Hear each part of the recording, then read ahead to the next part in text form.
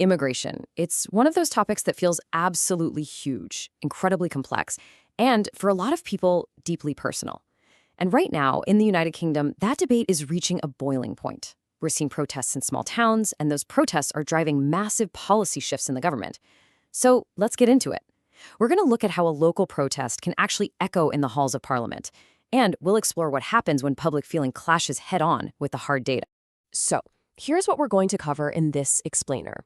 First, we'll zoom right in on a local protest to really understand the human fears at the very heart of this issue.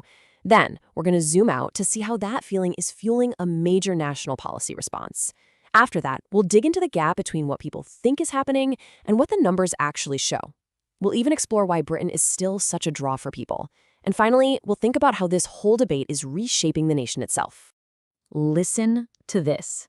This is a direct quote from a resident in the small town of Crowborough. It just cuts right to the heart of the anxiety, doesn't it?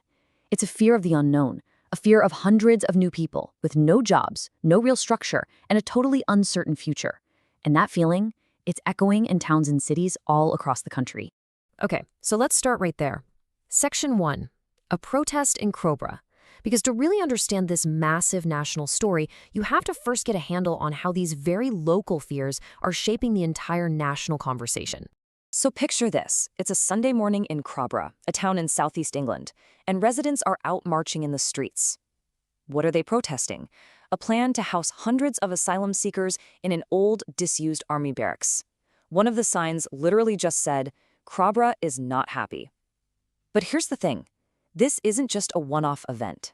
This local frustration is a perfect snapshot of a much, much wider mood that's sweeping across Britain. And you know, that wider mood is having very real consequences right at the highest levels of government.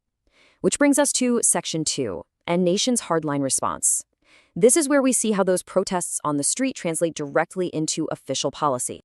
So over the summer, protests just like the one in Crowborough started popping up outside hotels that were being used to house asylum seekers.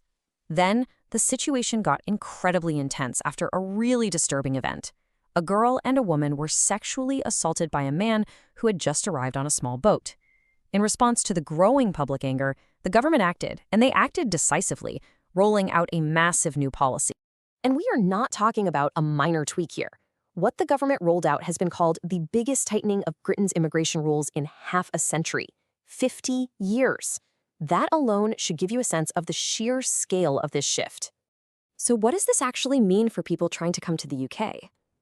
Well, for those arriving on small boats across the English Channel, the consequences are incredibly stark.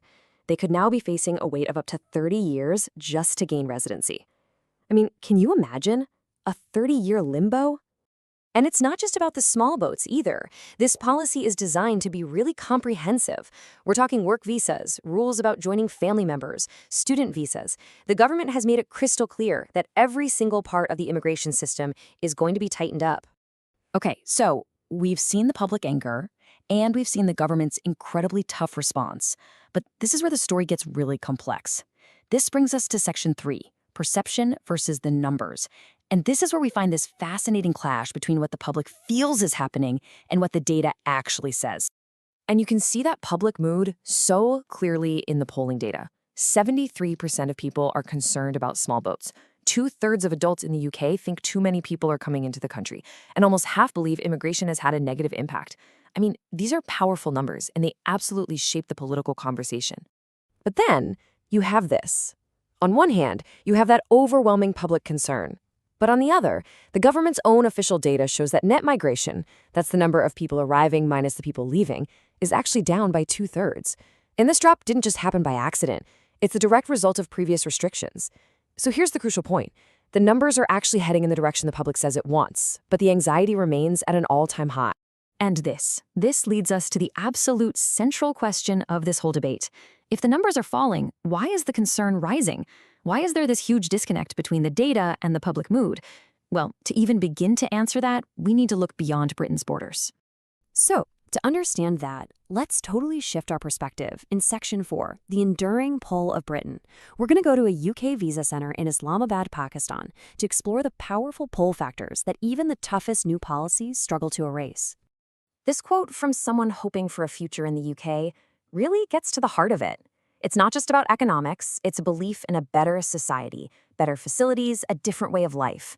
It seems that despite all the tough headlines and the new rules, the idea of Britain as a really desirable place to live, well, for many around the world, that idea is still very much alive. But the reality is also more complicated than that. For instance, there are reports of some individuals who arrive on student visas only to then abandon their studies and seek asylum. And it's stories like that, whether they're widespread or not, that amplify the feeling that the system is being exploited. And that feeds directly back into the anxieties we saw in places like Crowborough.